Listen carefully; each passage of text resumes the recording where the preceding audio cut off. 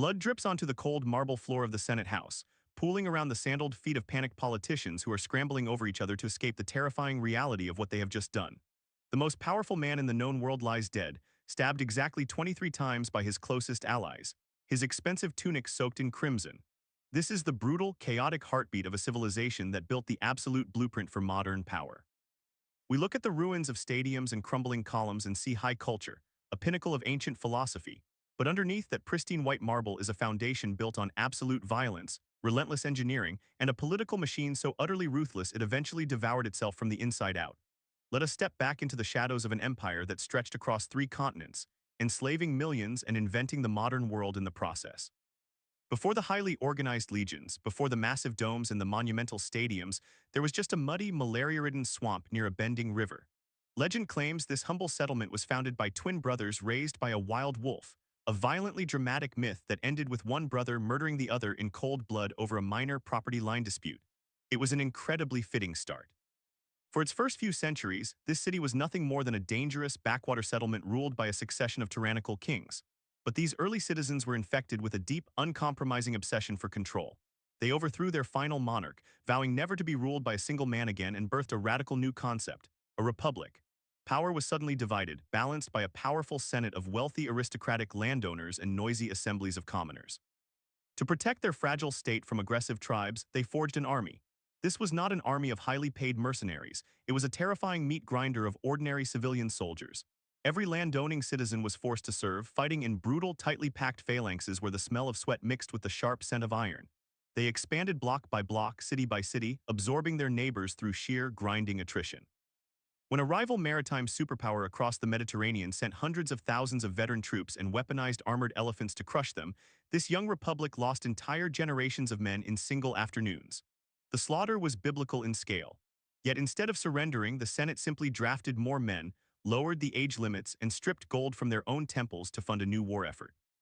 They built massive fleets of warships by capturing a wrecked enemy vessel, tearing it apart, reverse engineering its hull, and adding a devastating drop bridge mechanism to turn naval warfare into hand-to-hand infantry combat. They eventually crossed the sea, burned their rival's capital completely to the ground, sold the survivors into bondage, and allegedly sowed the earth with salt. They learned from every single defeat, stealing tactics and metallurgical technologies from the people they conquered, synthesizing it all into a unified, unstoppable military-industrial complex. By the time their borders touched the dark waters of the Atlantic Ocean and the scorching sands of eastern deserts, the Republic was breaking under the immense weight of its own stolen loot. Ambitious generals stopped fighting for the glory of the state and started fighting for absolute personal power, paying their soldiers directly with plundered silver. This slow-motion collapse of democracy culminated in a brilliant but utterly ruthless general who conquered massive northern territories, deliberately marched his loyal, battle-hardened troops across a forbidden river boundary, and declared himself dictator for life, only to be butchered on that Senate floor. From the chaotic ashes of that assassination rose a cunning adoptive heir who coldly hunted down his enemies, dismantled the crumbling republic brick by brick, and crowned himself the first true emperor. He brilliantly masked his absolute dictatorship under the comforting illusion of democratic tradition, a psychological masterclass in political manipulation. But what allowed this vast empire to maintain its iron stranglehold on tens of millions of people across vastly different climates was not just the sharp edge of the sword. It was the concrete. Let us tear down the blueprint of their engineering mastery. They invented a revolutionary form of volcanic ash concrete, mixing lime, volcanic dust, and seawater to trigger a chemical reaction capable of setting underwater and withstanding thousands of years of constant erosion. With this absolute miracle material, they built over 50,000 miles of deeply paved, heavily engineered roads. Constructed with a foundation of large stones, a middle layer of sand and gravel, and a top surface of tightly fitted paving stones, these arteries allowed heavy infantry to march over 30 miles a day in full gear to crush regional uprisings before they could even spread. They spanned wild rivers with massive stone arches and carved deeply structured tunnels straight through solid mountains. They built colossal, gravity-defying aqueducts, precise slopes engineered to an accuracy of inches per mile, that transported hundreds of millions of gallons of fresh mountain water daily into crowded, bustling cities, powering massive public bathhouses and complex indoor plumbing systems. If you love uncovering the forgotten empires of our past and the hidden mechanical secrets that drove them to greatness, make sure to subscribe. We unearth detailed, gritty stories like this every single week. Returning to the grinding mechanics of their dominance, the military itself underwent a massive evolution. The temporary citizen militias were permanently replaced by a highly professional, brutally disciplined standing army. A young legionary signed away 25 years of his life, carrying over 80 pounds of armor, rations, and weaponry on his back across freezing European forests and boiling deserts. He endured a system of discipline so severe that falling asleep on night watch meant being violently clubbed to death by his own unit. In heavy combat, they operated like a flawless cold-blooded algorithm. They would release a massive volley of heavy armor-piercing javelins designed to bend upon impact, completely shattering the enemy's shield wall. Instantly, they would draw short, wide stabbing swords, lock their massive rectangular shields together, and form an impenetrable moving wall of iron and wood. When the front line of soldiers physically tired, a whistle blew, and they seamlessly rotated out, replaced by fresh soldiers stepping up from the rear. It was an industrialized mechanical slaughter that tribal warriors simply could not comprehend.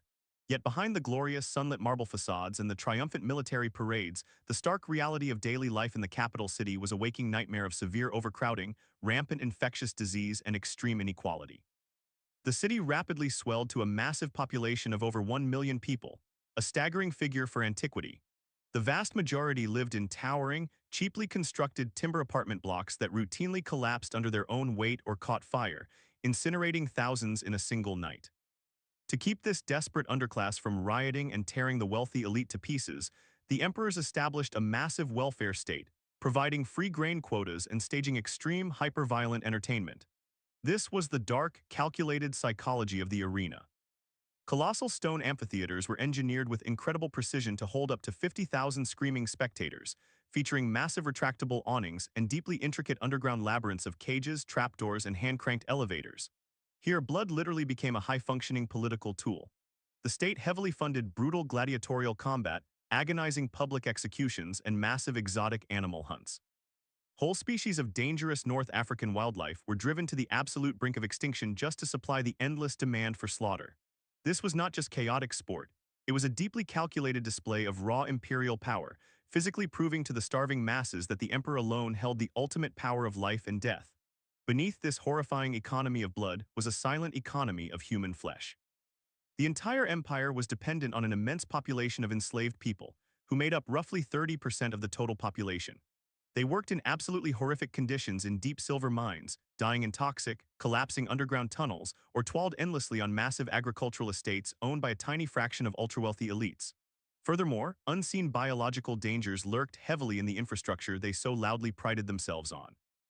The wealthy ruling class constantly drank water piped directly through heavy lead pipes, sweetened their expensive wine with boiled lead acetate, and unknowingly suffered from severe neurological decay over generations.